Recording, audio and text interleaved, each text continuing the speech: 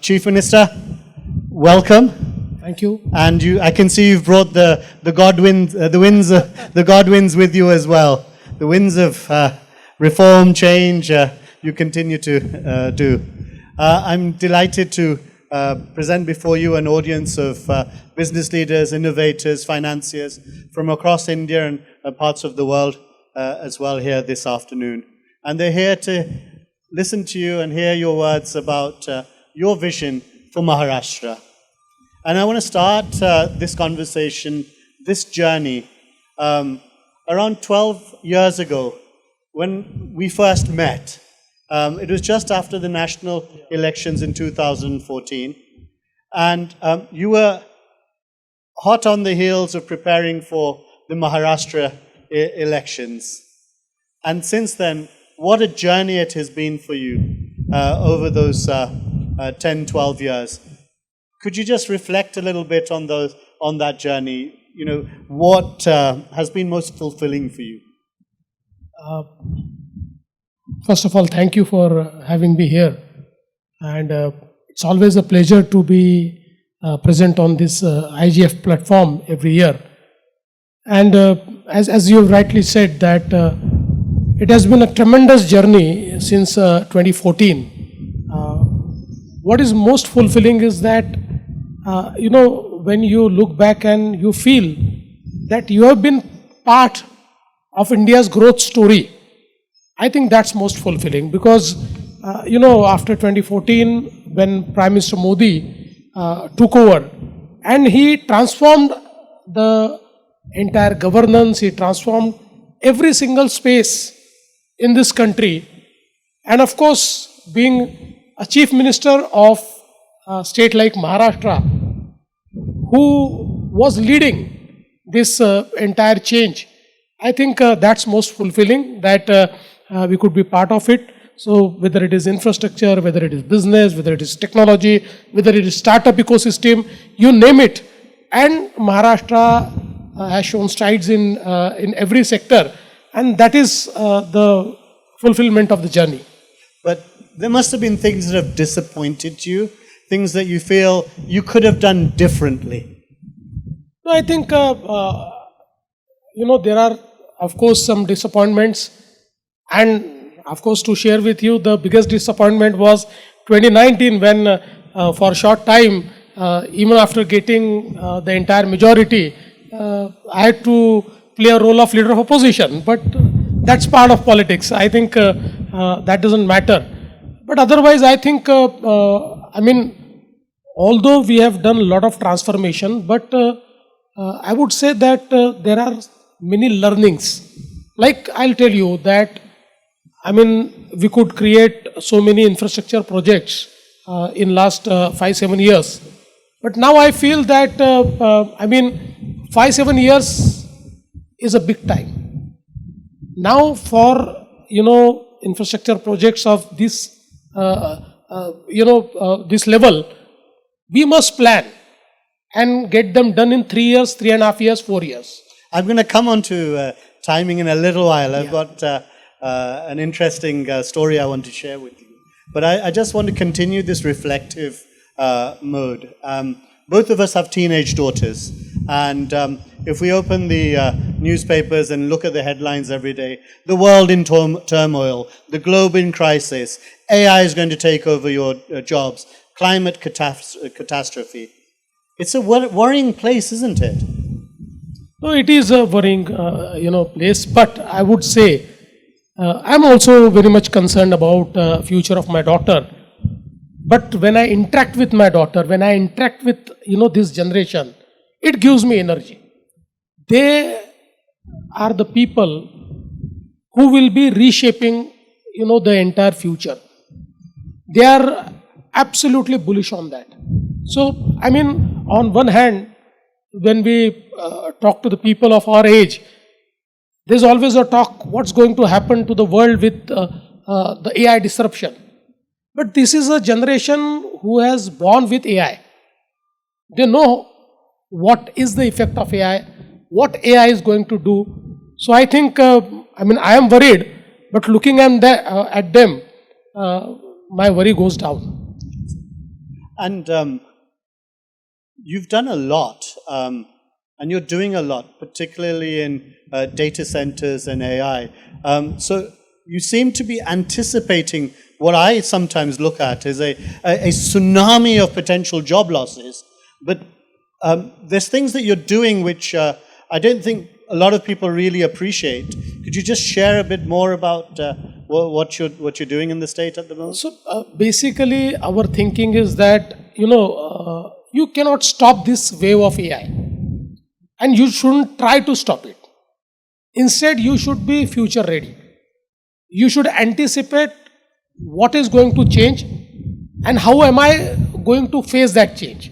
So in our state, in fact, we have started AI adoption right from governance to every field, and our job is now to create a human resource which is AI ready.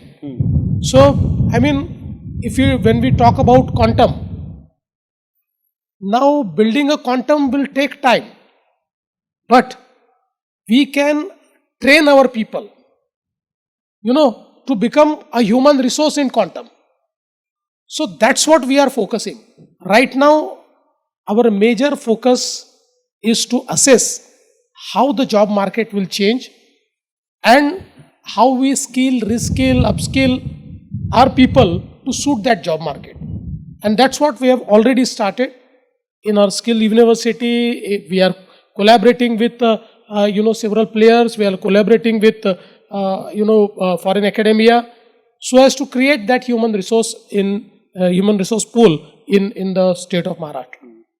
And you've talked about skill, and Prime Minister Modi also talks about skill. He talks about scale, and also about speed.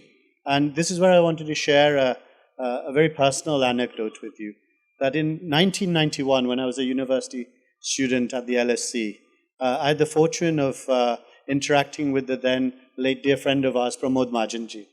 And we were walking through St. James's Park, and he paused for a moment. And he said, Manoj, the infrastructure of London is such that I don't feel that even in 100 years, India will be able to match that. That was 35 years ago. Today I see Atal Bridge, I see the coastal road, I see your metro, I see change every time I come.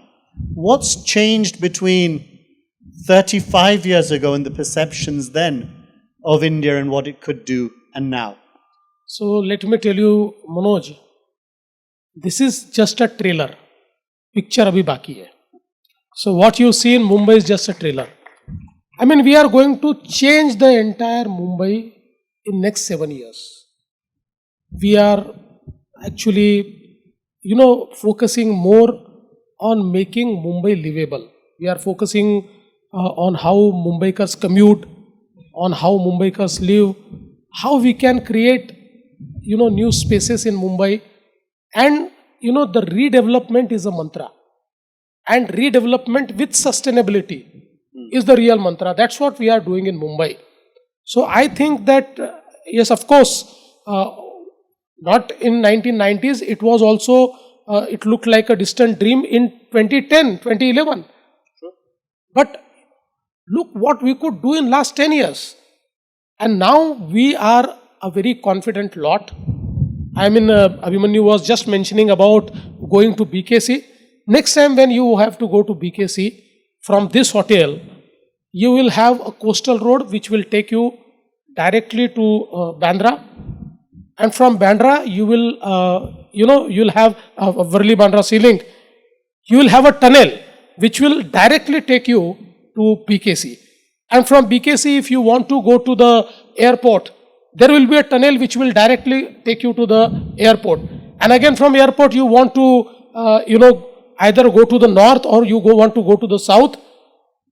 You will have a tunnel which will take you to the coastal road. On the northern side, the northern coastal road will take you up to Bhayandar. And on southern side, of course, the coastal road is ready. Gosh, this is confident leadership. Absolutely. But I'm sensing in this confidence also a characteristic which is impatience in you. Are you an impatient leader? Yeah, I am very impatient. I want the things done there and then. Just now I want to do it. Because, when I look at the world, see, earlier we used to look at what is best in India. But in today's globalized world, you can see what is best in the world. And then we feel that we had to do it yesterday. What we are doing today, we had to do it yesterday. So I think, and that is why, this idea of third Mumbai and fourth Mumbai, which I have mooted, it comes out of that. Because ultimately, retrofitting in a city, it takes time. Now is a time where, when our Honorable Prime Minister feels that India needs to make new greenfield cities. And now with Atal Setu and New Mumbai Airport, we have such a urban agglomeration which can be transformed into a new city. And that's what we have started. So in this new city, there will be a Edu city, there will be a Medicity, there will be an Innovation city, there will be a GCC city. So all type of cities, and it's not on paper. At Davos we have recently launched the Raigad Paint City, which is nothing but the GCC city which we are going to create. Edu City is not a distant dream. We have already started the Edu City. We already have 7 foreign universities which have located themselves here. Edu City will be a city which will host 100,000 students and 12 world's best universities with their offshore campus. Medicity will host world's best in the medical field. The Innovation City which we have signed with Tata's, that will be hosting the entire innovation ecosystem of the world. So I think this Mumbai 3, which is going to change and reshape the entire urban life of India. And then we are also creating a Mumbai 4. This Mumbai... You're giving IGF a headline here. Tell us about Mumbai 4. Yes. So, recently we started building a new port on the northern side at Vadhavan. Now, this Vadhavan port is India's biggest port. Today, India's biggest port is, JNPT. This is 3 times bigger than JNPT, and on the day 1, it will be amongst world's 10 biggest ports. So who are you competing with? Not persons, I'm talking about, is it Dubai, is it Singapore, is it London? Where's the competition coming from? They have to decide who, I'm not competing with anyone. They have to decide. So here, with this new port, we are also building third airport of Mumbai. So that will be India's first offshore airport. And our bullet train is also there. And from Bhayandar, the north road goes to Bhayandar. From Bhayandar to Virar, we are constructing a 30 kilometers road, a sea link, which will directly be connecting to this. So this is creating another urban, area, and that we are going to develop as Mumbai 4. And it will be more focused on logistics and, allied industries. So I think now is an opportunity where you can build new cities. And I am very sure that ultimately there was a time when we used to think about new cities like New Mumbai, which is a very good city. But it took 40 years, 50 years.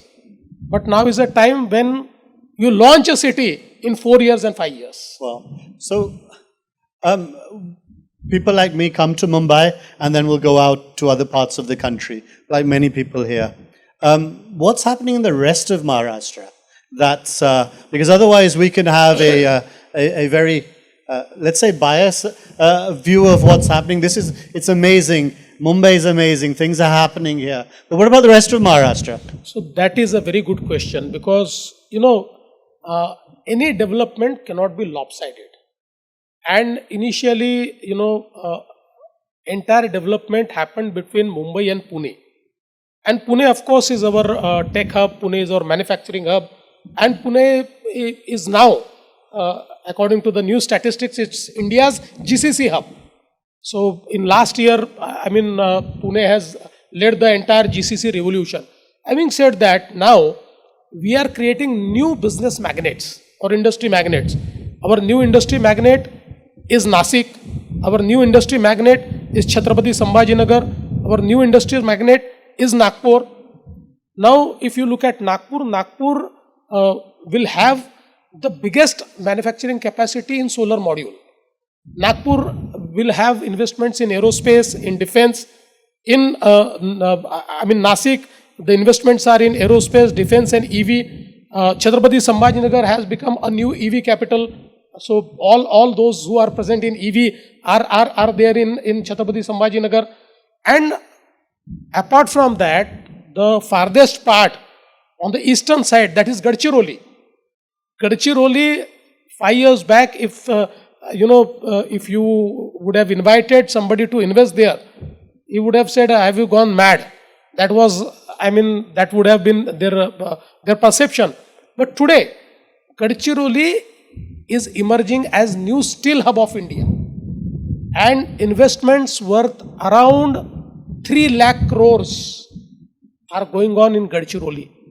And the iron ore in Gadchiroli is the best in India, and I assure you that very soon, with certain tie-ups, will make Gadchiroli a hub of green steel.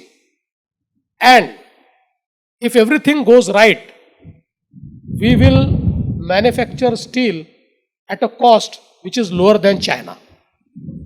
Wow. So let's get a bit deeper into the investment story of Maharashtra. And we start off with the brand. Give me in one sentence, what brand Maharashtra stands for. Maharashtra stands for unstoppable. You can carry on a little bit more. It is magnetic Maharashtra, it is unstoppable Maharashtra. And of course, Maharashtra, is the growth engine of India. We contribute around 14% to the national GDP. It is a startup capital, it is tech capital, it is fintech capital. So, it's a manufacturing magnet. So, we contribute around 20% to the manufacturing of India. We are number one, number two, always, in exports. And of course, as rightly told by Abhimanyu, that we are the biggest recipient of FDI, 31%. If you look at last 2 years, it is around 40% FDI that has come to India, to Maharashtra. Yes. So I think now we will also lead the revolution of urban management. We will also lead the revolution of clean energy. By 2030, I'll tell you, our energy mix in Maharashtra will be 52% renewable. By 2035, it will be 65% renewable. By 2047, it will be 75% renewable. Wow. So, and you are getting noticed. There's absolutely no question about it. Every month, there's one global leader, whether it was the UK Prime Minister, the President of France, and just last week, the Prime Minister of Canada. They're all making a beeline to Mumbai and President to Maharashtra. of Finland. Sorry? President of Finland. Oh gosh, I missed the President of Finland as well. Forgive me. Or the Finns should forgive me. But yes, they're making a beeline across here, and which is signals for me as an outside observer of this, that you are really positioning Mumbai and Maharashtra as the true gateway to India and into India. But how do you, on a day-to-day basis now, convert that interest, that attention into real investment? The vision's there. The vision's very clear. We're also absolutely clear. You have confidence. You're an impatient man. But what do you do on a day-to-day basis that actually turns all of that into real investment? I think all of us know that the real mantra for conversion of such interest into real investment is First of all, the stability vis-a-vis government, stability vis-a-vis policies. So I think we have very stable policies. In fact, in last 1 year, we have made 14 new policies. So policy-led growth is our mantra for every sector, either logistics, gems and jewelry, fintech, every single sector we have a policy. So it is well-defined policy, incentives are well-defined, the processes are well-defined, and we don't default on our promises. So that is one thing. Secondly, you have to make this entire journey very hassle-free.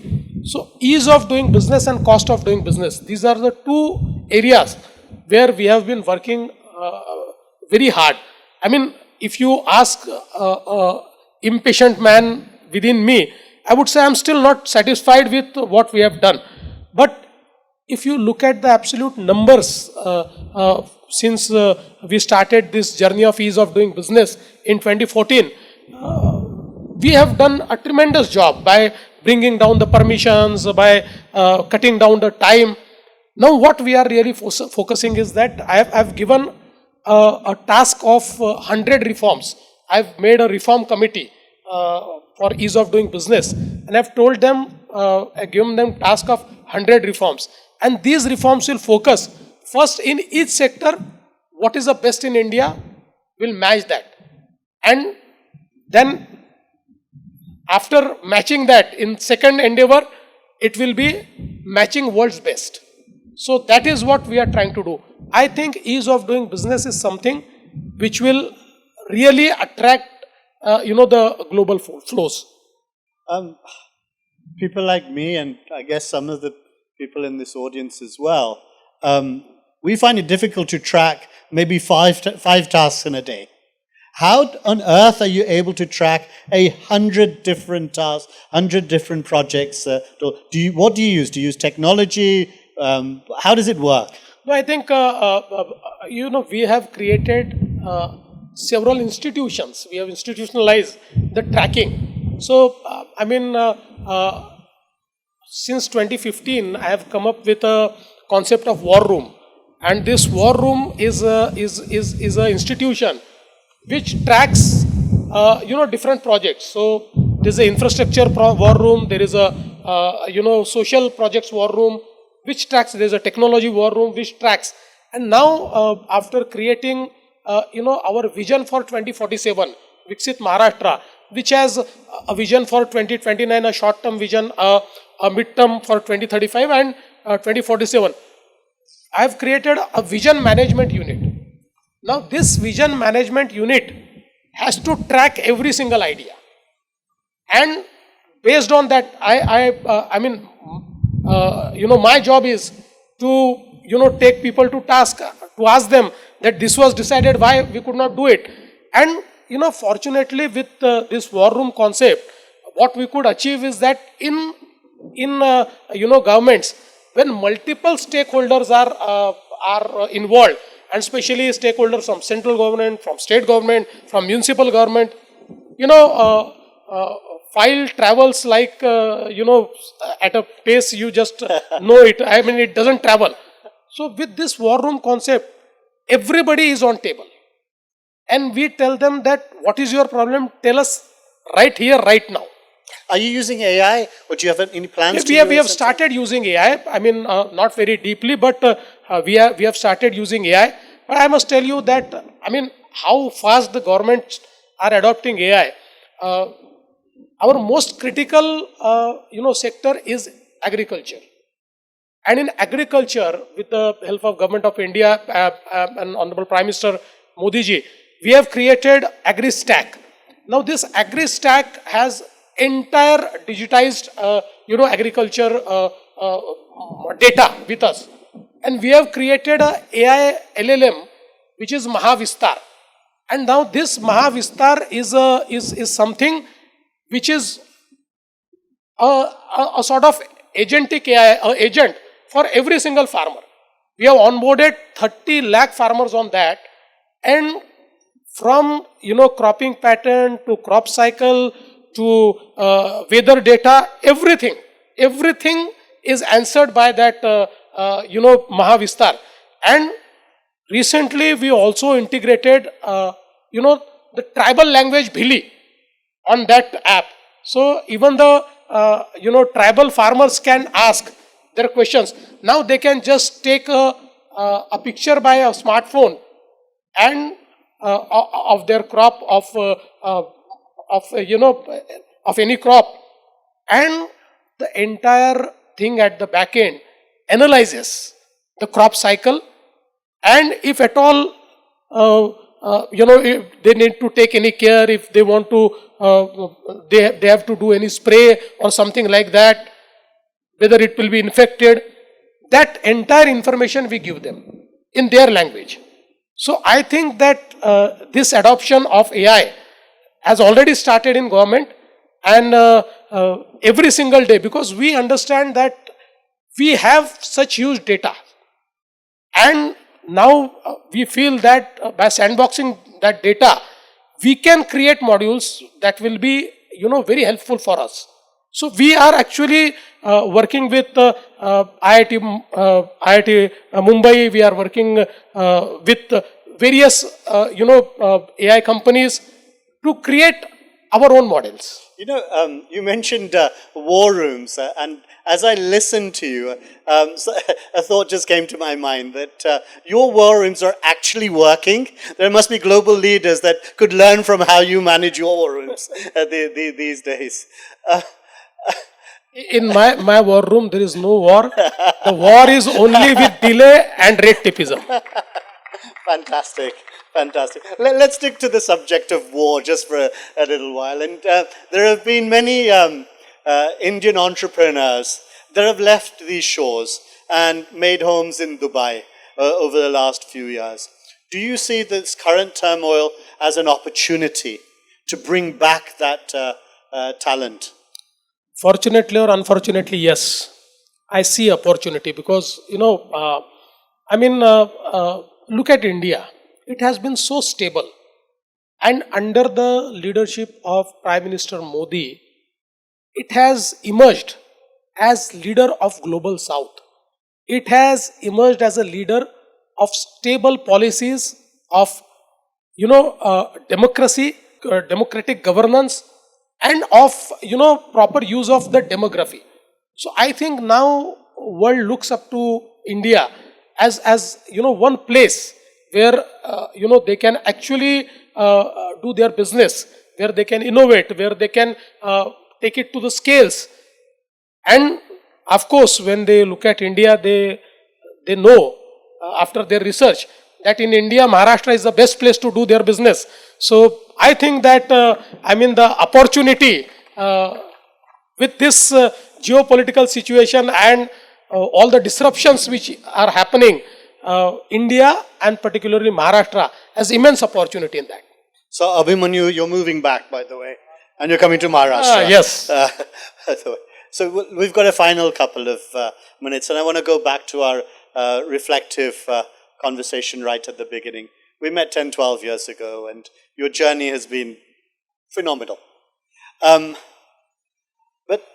Devendra Fadnavis, as the man, as the father, how has he changed over the last 10 or 12 years?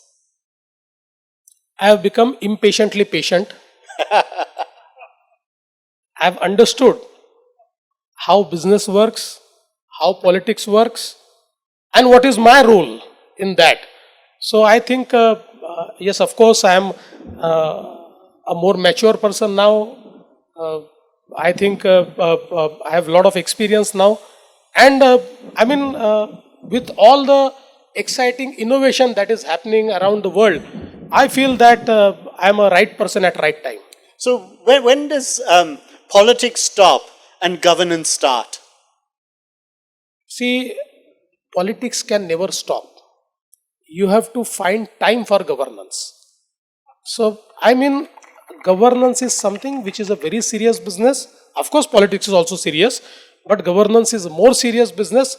And, in 2014, when I took over as chief minister, one of a senior bureaucrat who was working with me, He said, sir, I want to tell you one thing. I said, what? He said, you see, in politics, I've seen so many chief ministers and their working style. And out of that, I want to tell you that your time is not yours. And unless you take out time for governance, you won't be able to succeed, because whatever you plan today is going to be disrupted tomorrow. Tomorrow morning, there will be something which is of highest emergency, which will derail your entire agenda. And at the end of the day, whatever you have decided on the prior day is not happening. Something new is happening. So you have to consciously, you have to consciously give time for governance. And I think I understood that mantra, and I have been doing that. Just one final question, and it's in 3 parts. What next? Just before it falls down. Just before it falls down. What next for Devendra Fadnavis, firstly, as the leader? As a leader, I think, whatever my party decides, I'm as a leader, ready to, do that. But I think, right now, even my party feels that my role in Maharashtra is very important, and the growth story which is happening is phenomenal. So I would also like to, stay in Maharashtra and do to be part of this growth story. Devendra Fadnavis, the father of a teenage girl. I need advice. No. I feel so excited to see my daughter, and I think this generation is tremendous. Apart from artificial intelligence, they are more intelligent than us. That's what I feel. So I'm very happy to look at my daughter. Okay. And the final one, Devendra Fadnavis as a citizen of the world, the human being. So I think we are seeing huge disruption, and we must pray that all of us come together, and we must pray for harmony. But I think we all know how geopolitics works. So one has to navigate. We have been navigating. Our Prime Minister has been navigating. But I think that, the world needs a little peace. Fantastic. And I think one more prayer that this doesn't fall down behind us as well, we need from everybody. Wasn't that a true tour de force of political leadership, of governance, and of humanity? Devendra Fadnavis ji, Chief Minister, my dear friend, thank you ever so much. Thank you, Manoj. Thank you so much for inviting me every year. Thank you. And for coming every year. That's what I'm doing. I'm booking myself for next year. Absolutely. Thank you ever so much.